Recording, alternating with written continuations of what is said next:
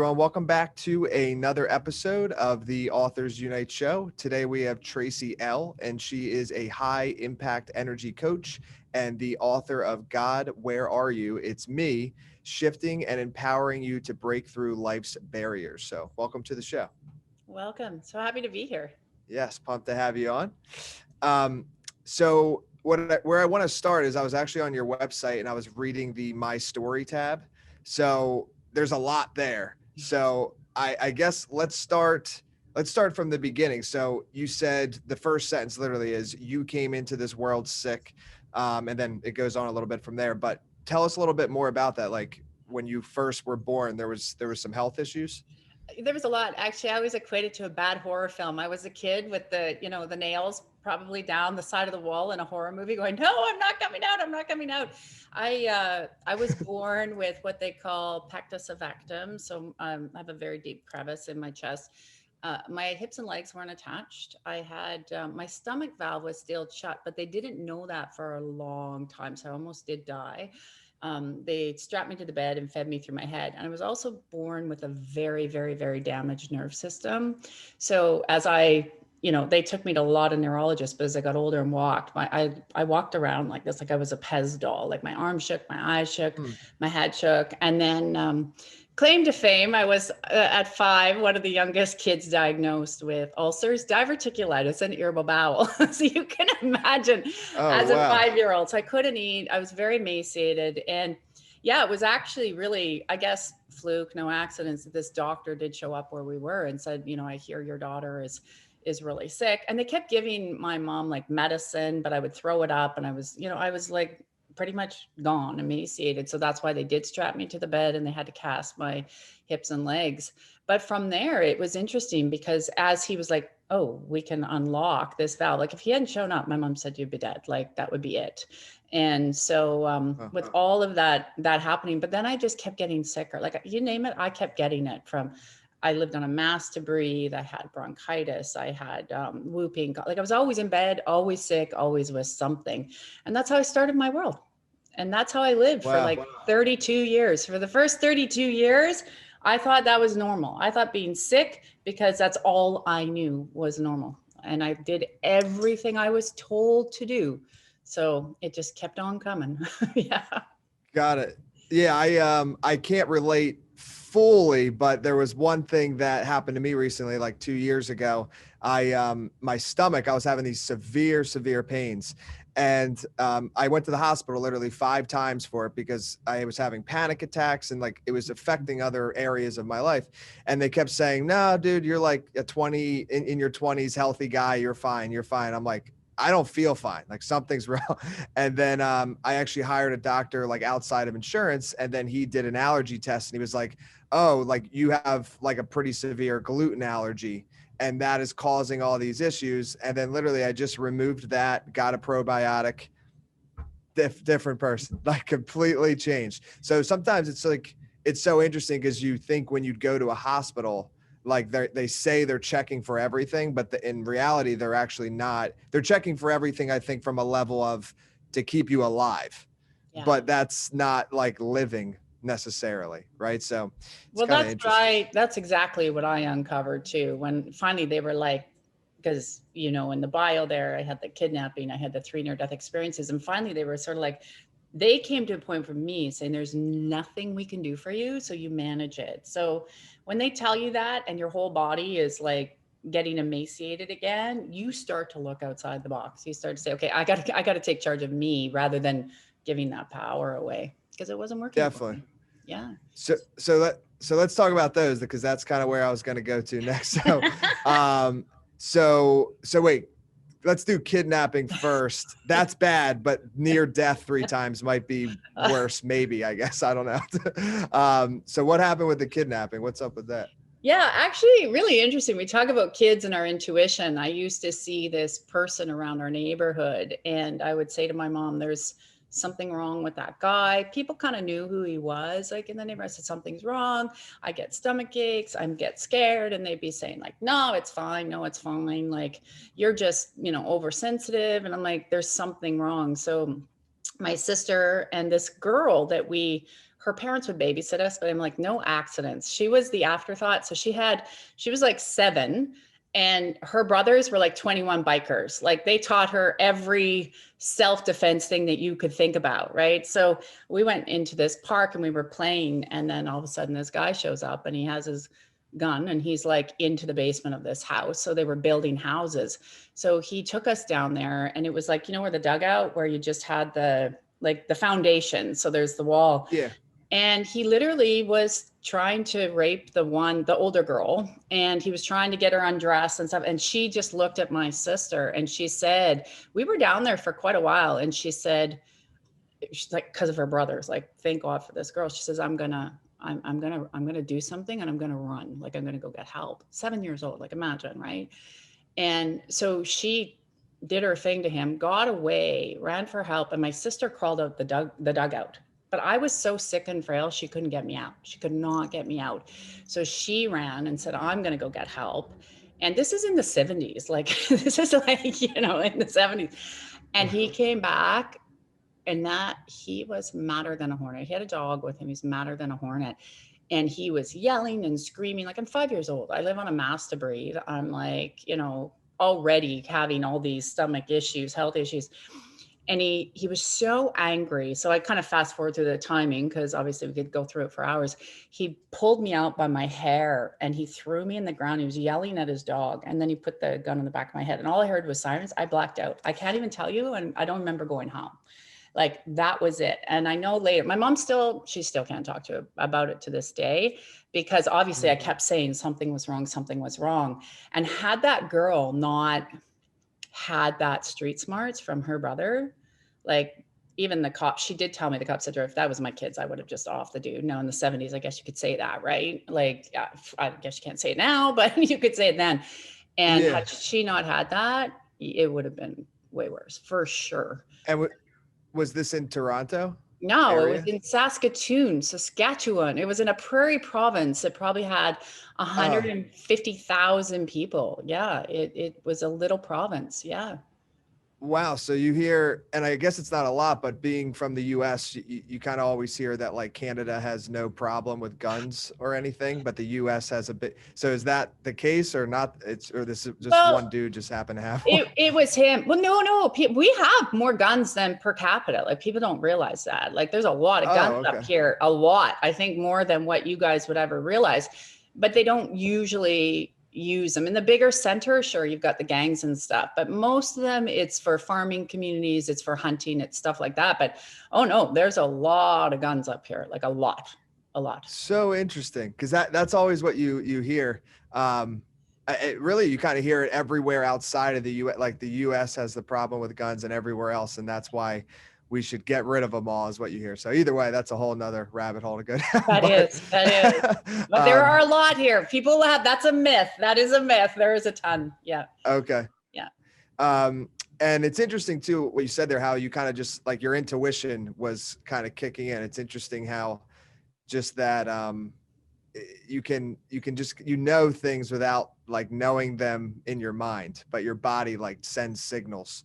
So just being more aware. Now I'm sure you're very aware, obviously. Oh, now that's how I do what I do today. Yeah. I realized I wasn't crazy, but that opened a whole other door for me. Like, I have to tell you, like, after that, people say PTSD, trauma, like, there were so many of my actual gifts that started to open. Unfortunately, they weren't on the positive side. But then you can imagine, I lived a life of complete fear, looking over your shoulder as a little kid, didn't want to go places, didn't want to be free, always thinking somebody's going to be bad. Like, you imagine from 5, and we didn't have anything back then that would, that you could go to. There wasn't like therapy or whatever like it is now. It was like, okay, you're home. Let's put you in your room. Let's stuff you in there. It's over. Like, the incident is over. We don't talk about it. We don't deal with it.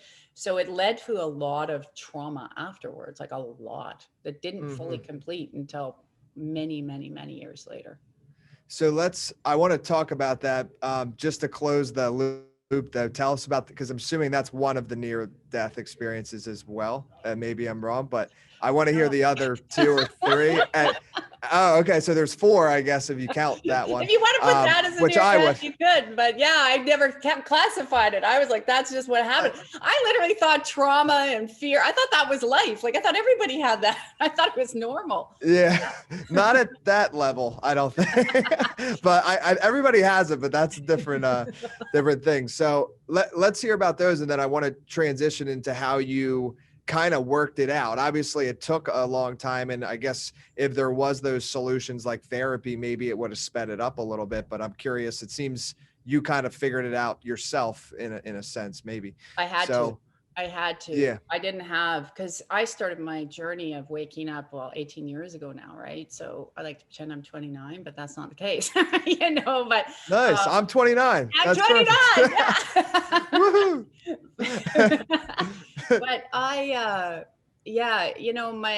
one of the I guess, and it kind of triggers what's going on right now in the world. I'll just say it is, I had severe allergies growing up. So I also lived on a master breathe for asthma, and to the point where I was allergic, back then, I don't know if they still do it. They would do these 100 tests on your back to see what you were allergic to.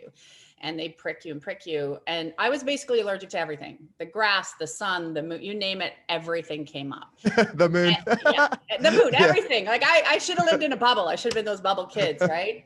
So they sent me into the hospital to do allergy testing, in the sense of doses. Could they give me medicine? Now my body's been very sensitive to medicine my whole life. And could they give me the smallest dose of medicine to help my allergies so I could go outside? Because I couldn't even walk by a fresh cut lawn. Like I just couldn't do it. And they gave me the smallest dose. And I remember it as clear as that day. All of a sudden my body got really weak and my eyes rolled back. And I remember there was vials beside me and I was gone. The next thing I remember was very, very black. But I had an awareness of this piece. And the next thing, I woke up and I was on a bed and I had no clothes on. And what had happened was they flatlined me. The medicine actually flatlined me. So they had to crash cart me. So they threw my mom out of the room. Like, what was I, like 7? So they had to get me back. My heart totally gone. But I remember so clearly, I woke up and I went, why? I don't want to be here. As a little kid, I was like, I want to go back there. And people say, and even the next one the next one was when I had my second daughter, same thing. And then the third one was, I was probably about 3 weeks in, and similar things. Me and medicine are not friends. So you can see why it's very dear to my heart with what they're doing right now in the world, because I don't take it for that reason. And even my medical professionals down the road had said, yeah, you can't take anything. And even the third one, I've never seen colors. I was begging to leave, begging to get off this earth. Music, I cannot replicate. And I heard this, you got to go back for your kids. You got to go back. And I was like, no, like I was done. Like I am out of here. And people said, why did it take 3 near deaths for you to wake up? I said, because I didn't want to be here. I didn't want to pain, suffering, drama, trauma, which I thought was normal. I'm like, I'm out. I'm totally out. And I can tell you, every time on the other side, I have no fear of dying now, because it was peaceful. It was like something you can't describe here on earth. It was out of my body and there was zero pain. Like my body ached 24/7. 24/7. I had so much pain in my body. And I was like, I was free.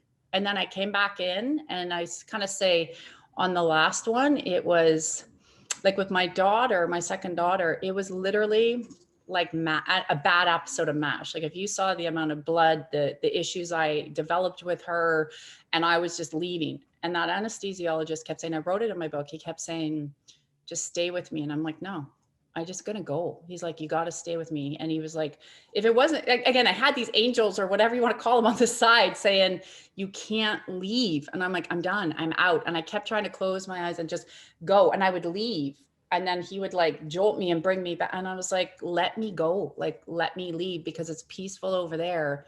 I don't want to be in this earth school anymore. I don't want to do it.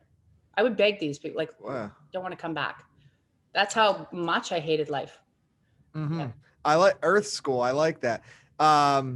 So let's, there's 2 things there. So one is you're saying, so you're not afraid of death now because you've in a sense, you've experienced it. And it was just like very, if you were to describe it, just peaceful. It was, I still to this day, I cannot hear the music or see the colors, which I saw, especially on the third one. I can't tell you, but that level of peace, I have peace now in my life that is like amazing. But that level of peace, I don't know. I don't think you can achieve it on earth. Maybe you can, but not that. That was like freedom, like completely free on every aspect of who you are. Yeah. All right. When I Yeah, need peace, I that anchor feels that in good. some more. Yeah. Well, what's interesting is like obviously you would never like wish these experiences on anyone. But what's interesting is like now that you've gone through them, that's actually kind of what I expected you to say, in a sense of that you now like, not that life's easy for you now, but because you've gone through all of these unbelievably difficult things, it's almost like life's a reflector. So it's like now that you've gone through all that, like, doing an interview on a podcast, like nothing to get worked up about, No. like why would you? Like I've already died 3 times, like, like this will be okay.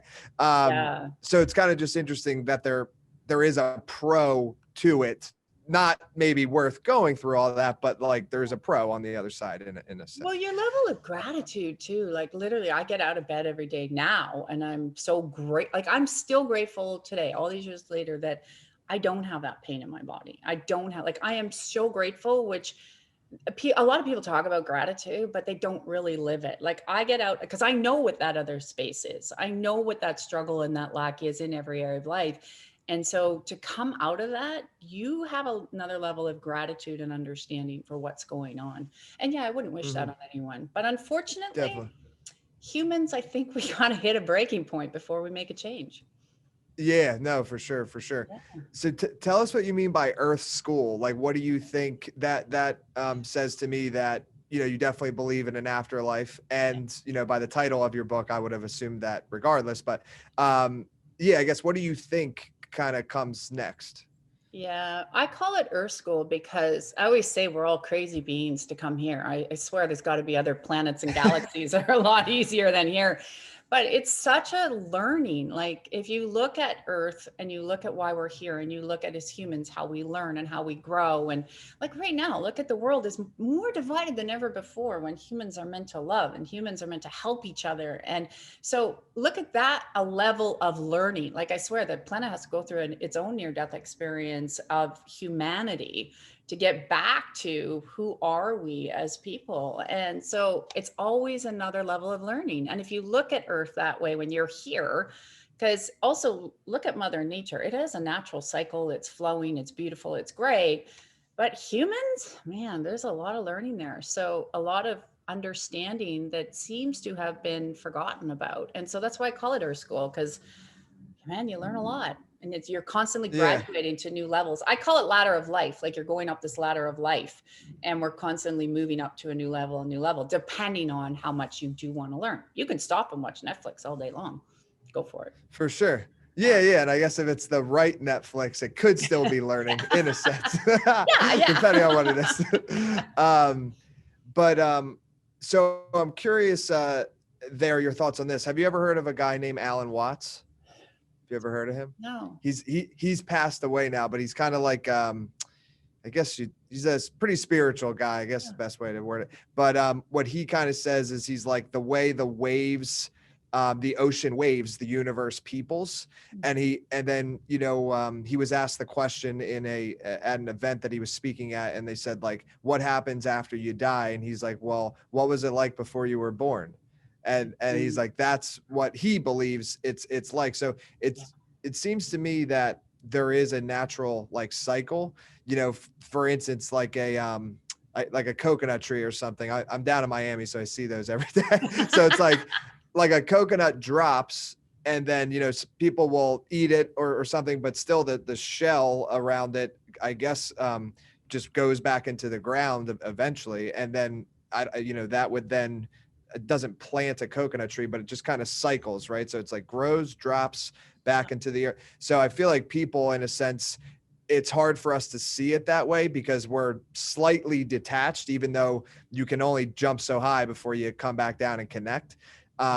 There is that cycle. So that's how I've kind of let go of the fear of death as well. Cause I'm like, you wouldn't even know life if there was no death. So it seems like it's impossible to have one without the other. So I I don't know. agree.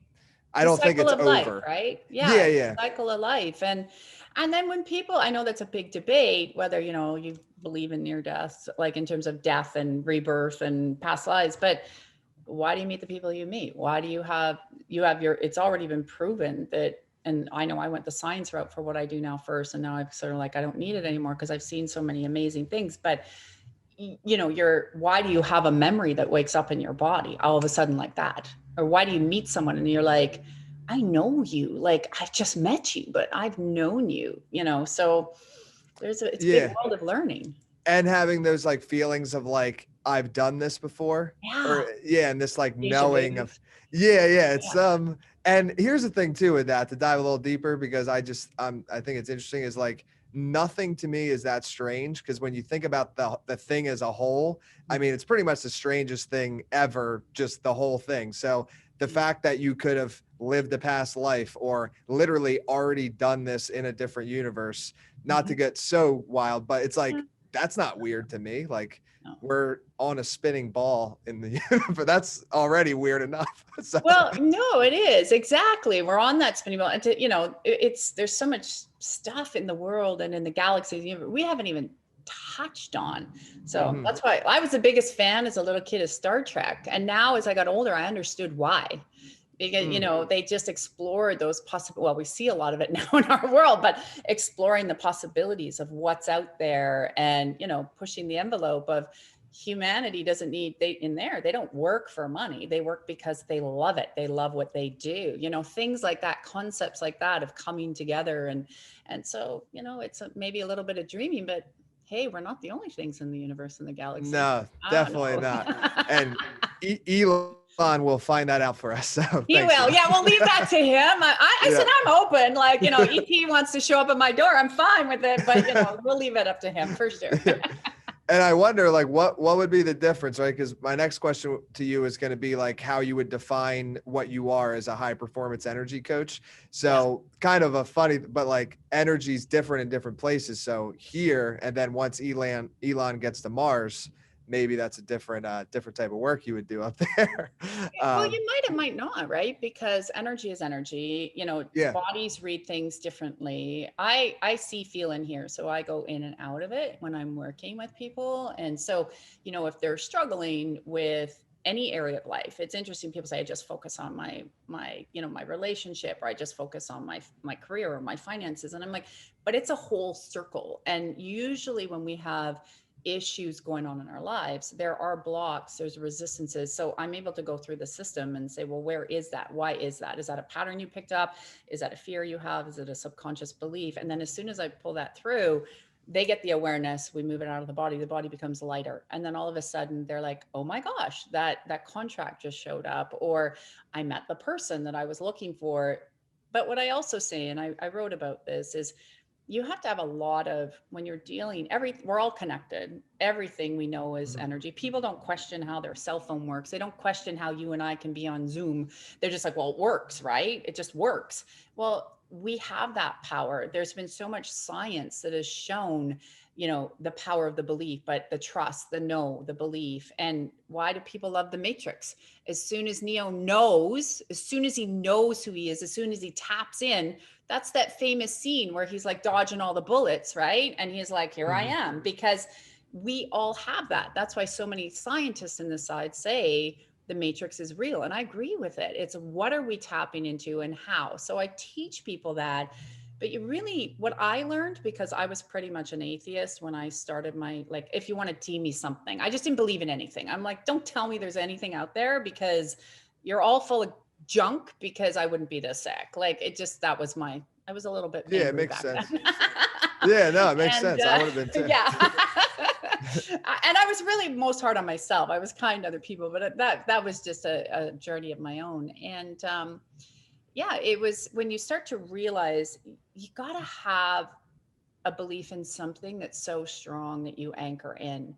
And the reason I always say my definition of faith is trust, no believe, because it's hard sometimes to break out of the concepts and to realize how strong and how powerful you are when we've been so programmed to do everything a certain way. And when you start to uncouple that, you're deemed as crazy, you're deemed as a weirdo, you're deemed as out of the box. But I say I'll be crazy all day long, because when I actually learned the science behind what my body was doing, and then I took it one step further into really understanding the matrix and the energy, my doctors, which were amazing, I will say, I actually had good doctors. They were like, I don't know what you're doing, Tracy. I have no clue what you're doing, but I've never seen this. Keep doing this. Like, how is your body repairing? How is it restoring? And I had to uncouple. And I will also say, doing this work, people think, oh, is it hooey wooey? It's the hardest work you'll ever do, because you got to keep looking inside, and you will cry, you will scream. And when people say, oh, it's all unicorns and namaste, I'm like, that is not what it's about. It's about looking. It's about having to end relationships, change jobs, have the courage, step into your power. And that's where that big transformation happens. And unfortunately, people think it's just a hooey woo. It's not. It's like, what are you actually empowering yourself to actually do and go against the grain? Because you're going to lose a lot of friends. You're going to lose a lot of family, because they're the ones that screwed you up. They're the ones that got you here. Like, it was my family. It's our families, that their patterns and their imprints that make us screwed up. It really is, because they don't know any different. They don't mean it. They just don't know any different. Yeah, no, I think the way it seems to me, because I can relate to this too, is like, because I dropped out of college and started a company, and I think anybody who goes off the beaten path, you're looked at as kind of like weird at first, and then your friends start reaching out asking for advice, and then it's different, right? I was like you. I dropped out Yeah. of college. I had a psychology prof said, Tracy, you think so out of the box. Your answers are right, but this is not the place for you. Like, imagine that. Like, what was that, 91? And he's like, but I sold my first company in 96 to a publicly traded company, and I went into business. Awesome. One of the biggest publicly traded companies in Canada. And so it was like, that's where people are like, oh, okay. And they stopped asking where your degree was. But you imagine back then the shame and the, oh my God, you don't have a degree. And oh my gosh. And, it's again, it's mental, it's mind program. It's programming to have a certain institution want you to be in their way. It's not about your freedom. It's not about people. It's about follow the slavery institution. That's what it's about. Yes. We broke 100%. Yeah. Yeah. And I can only imagine it was even harder then, because now I think it is becoming more norm to not go the school route. Sure. And for me, the logic behind it when I dropped out was just kind of like, I'm comfortable enough with myself in like a conversation that even though I don't have the degree, I feel like if I can get the interview, and this was before if I knew my business would work or not, right? So I was thinking of all options. I was like, I'm comfortable enough with myself to have that interview and feel like I'll still stand out from the people that do have degrees. And I think so I want to actually, because I skipped that. How did you get through all this? Because I think you touched on that, and that probably is a direct correlation of what you teach others now. So can you walk us through that? Because obviously there was. Yeah, it was. Actually, I call it, I just joke. So I'm not a religious person at all, but I call it my come to Jesus moment. There is an energy there. That's a whole other conversation. But I literally came home from a medical visit, and they said, there's nothing more we can do to you. We don't know what else to do. The neurologists are like, live with this, your body's failing. I couldn't eat anything. Like, I was pretty much emaciated at that time. Right. So here I am, and I'm looking at two little kids. I've left my very toxic marriage, and I'm like, I'm the main provider. I'm the breadwinner. I am, here I am. And I was on my knees, like just begging for some. I was like, if there's anything out there, if there's anyone out there, like anything, I need a sign. Like, you get desperate when you're then realize, and my kids saved my life. Like literally, if I didn't have my kids, I would have left. I would have been like, I'm out of here, like gone. But I wasn't going to leave them with what they were looking at on the other side there to raise them. So I was like, okay. And it was interesting because somebody said to me, why don't you try this meditation? And it was actually my sister, who doesn't even like this work. She's not for me, might for you, maybe try it. And I went and I'm like, I don't like this. I can't meditate like most people do. I have too much information going through. But I was led to this woman that she had just come back to work, and she became my first mentor. And she looked at me and she's like, wow, you have a lot of power in you, but there's a lot of pain, a lot of suffering. And she had an incredible story. She's no longer with us today. And we spent about 3 hours together. In 3 sessions with her, I found myself, so when I would eat, as soon as I would eat, I would end up in the bathroom for an hour. When I was married, my husband gets so mad. He's like, we can't go for dinner. And I don't know if I'm going to go in the toilet and throw up all at the same time. Like, it was bad. Right. And 3 sessions with her, I went to eat and I realized I never went to the washroom. I had no stomach pain. I'm like, what's going on here? So so she worked with me because she's like, I said, I will do the work. I don't care. I'm diving in. I ended up on a film with Dr. Joe Dispenza, Dr. Bruce Lipton shortly after this, Dr. Greg Braden, all these people. And I was helping the producer out because back then I would spend some time in the film industry. And I was fascinated. I'm like, what are you guys talking about? The science? And I'm like, I need the science, because I was really like, show me the science. And like I said, I don't need it. But I started to study and look at what was the body telling me. Then as I started to unfold the work, I'm like, so all those visions I see, I'm not crazy. All those things I'm feeling. So I was born an extreme empath, but I didn't know what that meant. Nobody knew what that meant. I was seeing visions. I just thought I was crazy. So I stopped telling people things like, I'm like, no, these are real. I'm not nuts. And it had this natural progression. And the thing that got me was my body kept repairing. And my doctors kept saying, I don't know what you're doing. Like, this is not heard of. And so I kept going. And what I realized was all the trauma, all the emotional beliefs, all the systems I had, all the growing up, the lack of understanding for who I was, how I was the good girl, like in terms of trying to please everybody, and didn't even know who I was. But every day I spoke so poorly about myself, like, you're this, you're that. I probably cursed myself 1,000 times a day. And even though in the outside world, a lot of people, they never wouldn't see that. They'd say, especially when I sold my business, right? Oh, look at you, you got all this money, blah, blah, blah. And, I found a way to lose a lot of that and have to make it back again too, right? Because it's a shame. And you make all this money and then people are like, oh, must be nice to be 26 and have all this money. Must be not. Like, they would literally walk around my house saying that. And I've had so much guilt and shame. And as I started to learn to release that out of the body and things repaired, but it didn't, some of it went right away. And some of it, my head did not stop shaking for 10 years. And the key behind that was I knew there was something that needed to be mechanically fixed in my body, but I couldn't do it and a doctor couldn't do it. So I kept asking and asking. I kept, going on my journey, looking at things to move. And I actually ended up at an osteopath. And I said to him, you can fix my head shake. This is mechanical. It needs an adjustment. And he's like, you have a hole in your chest. I said, yep. He says, you had a damaged nerve system. Yeah. He's just looking at me. He's like, yeah, I can fix it. One visit. I had seen 7 neurologists just in the, 20 years prior. It's a tic, it's a tremor, it's a this, it's a that. It hurt like crazy. And I said, I don't care what you need to do, just do it. I was like, but never, that was 10 years ago. And never did I have that shake again. And I realized how the energy was also, if people would come around me and they were ulterior motives, things that weren't as good, whether you want to call them dark people, bad people, my nerve system would tense up. So it was also a way my body was talking to me, was sharing things with me. So I had to become in tune. What was going on in my environment? What was it telling me? So I got fascinated to how are you speaking? Because your words are powerful. I'm like, when I speak certain things, they start to happen. Learning how to connect with my body. What were the centers telling? We don't teach kids that in school. We don't teach them to listen to their environments and their surroundings. And as I did it, my entire system repaired, my entire life repaired.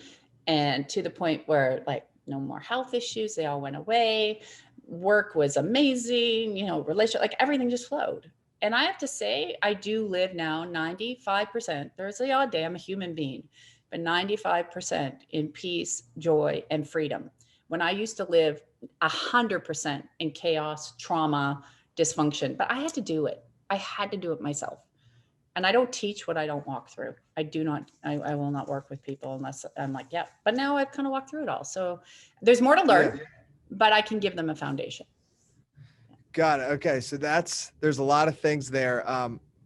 Just a side note, because I think I'm sure, have you heard of Jordan Peterson before? Yeah. Okay, cool. So I'm a big fan. If you haven't yet, because you might like it, the biblical series on YouTube. Yeah. It's very, very good. That's just a side thing. I didn't want to forget to mention that. No. I interviewed this other woman named Amanda Holmes. Yeah. And if you're familiar with the ultimate sales machine, Chet Holmes, it's his daughter. And she had celiac. And she healed it. She went to India, met this woman. They did like energy work and literally healed the celiac disease with energy. So, and again, to some that sounds crazy. To me, it sounds like very normal. And it's like, I guess if anybody gets anything out of this segment of the podcast is like, step outside of your normal doctor in a sense sometimes, because the solution, although it might seem weird, could be just right outside one session away, right? Well, you're an energetic being, right? Like every organ is talking. Every organ has a reason, or you wouldn't have been born with it. And that's what I say to people. You are this beautiful miracle, and everyone's like, oh, miracle. And then a week later, like, oh yeah, you're not a miracle. You're just a human again. Think about how the body is like, the heart is like, I always call it your heart drive, just like your computer has a hard drive. You can't touch that heart. Like you can't take a sliver of the heart and still live. That heart has to be intact, but it carries every bit of information that's going on in your body. It's talking. But the fact we discount how brilliant, oh, you don't need that organ. Oh, you don't need, no, every organ. Like when I work with people who have organs that have taken out, the other organs are grieving. Like they don't even get that. And then they can't function properly because they're like, wait a minute, that filter goes here, but now that filter's taken out. There's a way to move it energetically so the body can, talk. But that seems, people are like, that's weird. And I'm like, but you're born with all of this. So there's a reason you're born the way you're born. You don't need it, you can be born with it. So we should obviously talk about the book a little bit. And I think we've touched on it a little bit, but if somebody were to read your book, what are they going to, get out of it, or who should read your book is another question too. You know what? We have people from all over the world of all cross backgrounds that have read the book, people that have been on their path for a long time. And I energetically align my book. So people tell me they use it as a reference. They just open to a page and they're like, oh my gosh, like example, I put testimonials through my book, and this woman who'd lost her brother, and she sent me a note and she said, Tracy, I was sitting in my car, your book just came in the mail, and I was talking to my brother and I was crying, and I'm like, you need to give me a sign that you are here. And she goes, I pick up your book and I open to my testimonial in the book. I didn't even know you put it in the book. And she just said, I cried. But it's for people that need another path, direction, inspiration, like somebody that you need tools. Maybe you need some little tools. What can I do right now? I have people that have been in cancer treatments that have told me they've read it 2-3 times and they're feeling their body shift. And it's a good starting point for people that maybe not have woken up, or they need to know, can I get through something? If you're struggling and you want to get through something, it'll inspire you. It will motivate you. It'll give you things that you can do to actually, so I give you practical things that you can do with my story woven through it. So it's a little bit of both. So they can go, wow. And I have women who said, when you talked about leaving your marriage and you talked about what happened when you went to Vegas and all this stuff, Vegas is a dark place, but it was my landing point to get me out of my marriage. And they said, I cried, like I wept because I wanted to leave my relationship and I didn't know what to do. And I've gone inside, and now they're like, I actually have the power. I have the strength, and I hold on to that story that if you can do that, I don't have half that stuff. I can make the choices and do it loving and do it kind and do it without judgment. So it's literally when people need that, hey, I can do this too, or you need a boost, or maybe you're just saying, what is this energy stuff? Or how can I incorporate it? It goes to that person as well. And that's why I called it God, Where Are You? Got, Because I was that person that's like, there's nothing out there. So don't tell me. To me, God is a big presence of love in us and everybody else. It's not a man in the sky. But I had no, I was like, if there's anything out there, really, like, don't tell me there's anything out there. So that's why I titled it that, because it was literally like feeling like I was walking this earth all alone. mm-hmm. So I had, you probably know my next question. I'm not sure, but what happened in Vegas is what I want to know. Everyone wants to know what happened in Vegas. Yeah. don't they? That's like the way it goes. So if you're willing, I want to hear that. And then, yeah, go ahead. Yeah, you know what? It was interesting. So I was at this point, I'd had a very destructive relationship, very mentally, it was crazy. And we had separated 2 years prior. It went even worse, worse, worse, worse, worse. My kids were really small, and a lot of mental anguish in there. And best teacher ever. My mom and my grandma used to go to Vegas, and they're like to my sister and I, let's go to Vegas. And I'm like, no, I literally couldn't even function. I was a toothpick at this point. Like if you stood me 100 feet away from you, you could see every bone in my body. That's how emaciated I was. And it was gross. And I said to my mom, okay. And 2 weeks prior, there had been a horrible incident with my husband at that time. And I said, well, we'll just go. I did have an attitude that once we get somewhere, you give it the best you can. And I was on the plane, and I was with my sister, and I was like, I don't even know if I can stay in this marriage, because it was a breaking point. And I'm like, you got to show me. And I'm having this conversation, not realizing what I'm doing, but you got to show me.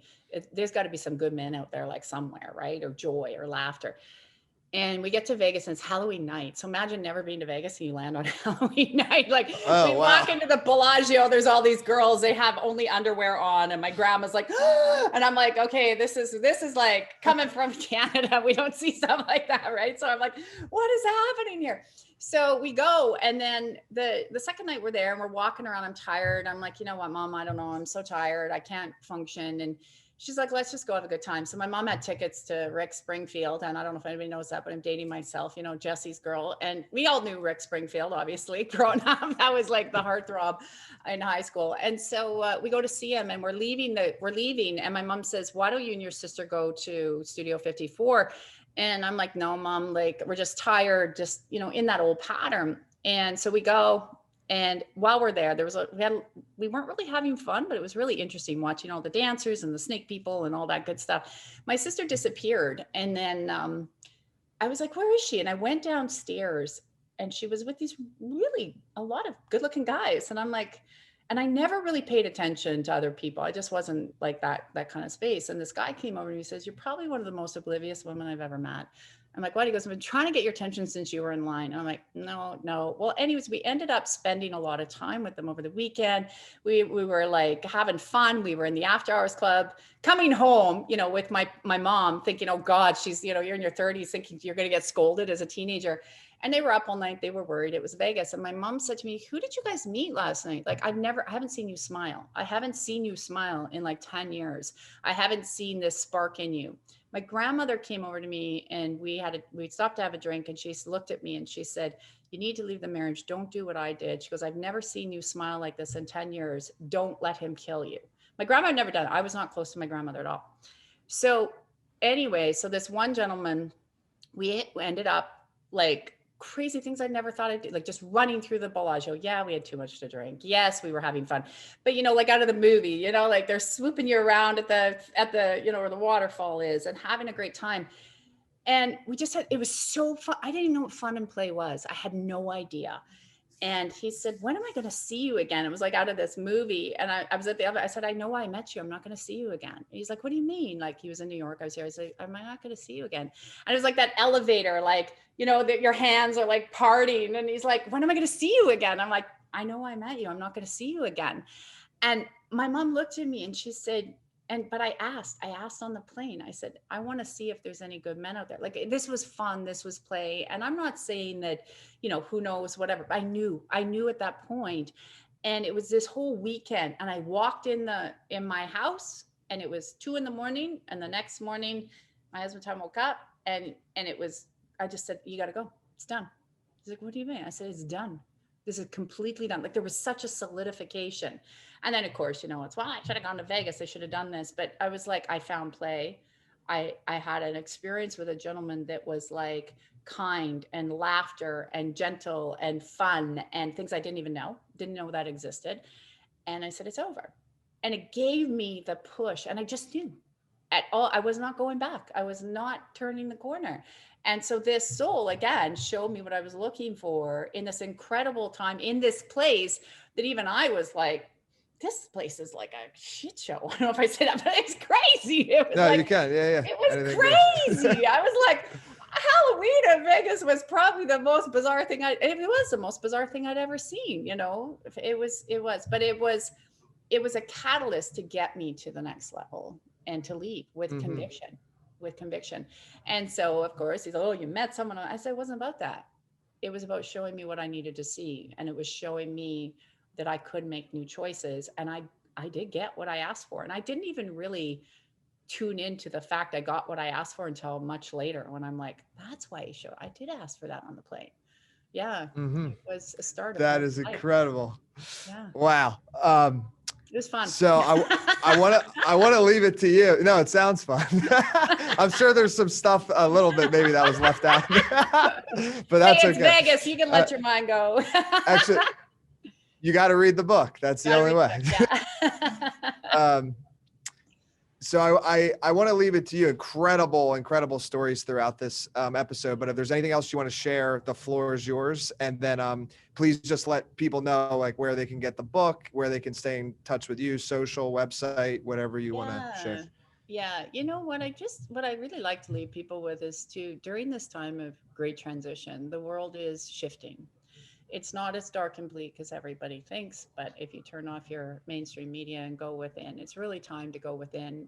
It's time to take back your inner power. I don't mean that to be, it's not time to get violent and angry and all that, but you can take back your inner power. You can use your voice. And this is what's coming back to humanity right now, is to get connected. You're not crazy, to realize there's a much bigger picture unfolding and you have a role to play in it, and you're meant to be happy. You are meant to be at peace. You're not meant to live in fear.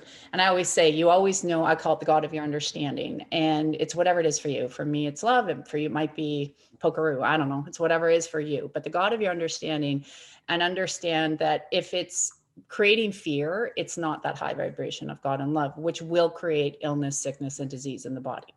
And a lot of that will come up later in life because you haven't dealt with it throughout life. So for people to really understand that they're super powerful, their voice matters, and that we are here to create a change to go from institutional way of thinking right now to people, freedom of the people, where the people can start running their life and together, because we're meant to work together, play together, love together. And that might sound utopia, but we got to go through this near death on the planet, which we're doing right now, for that to unfold over the next 3 to 5 years and to really start. So I always say, don't give up. You're on the brink of a miracle, but you have to trust, know, believe, for sure. And they can get the book on Amazon, tracyalclark.com. That's where our sites. We're doing some more overhauls on the site and stuff still. It's been a birth, me and technology, my poor web guys. But it's on Amazon, and tracyalclark.com. And then my Instagram's there, my Facebook's there. We have, there's a free membership there, but there's also, a Facebook group where I go to. So if people need energy shifted or they want, maybe a prayer blessing or something, we have a lot of miracles and testimonials around people that have, they've stopped a lot of bad things going on in their world. And that's what we're doing. I'm also creating a non-denominational ministry, which is where we're going to be granting wishes. And your wish doesn't have to be that someone's dying. Your wish could be, maybe it's a business or something, but we're always granting wishes in our community. And so we're now going to make it a reality with people around the world to make it very different. Yeah, very different. That is that's awesome. Coming. Yeah, that's coming. Yeah. Place where you can just be you and not feel weird and judged. You can just be free to be who you are and be loved and cared for and accepted. Yeah. Well, thank you again for coming on the show. I appreciate it. Thank you.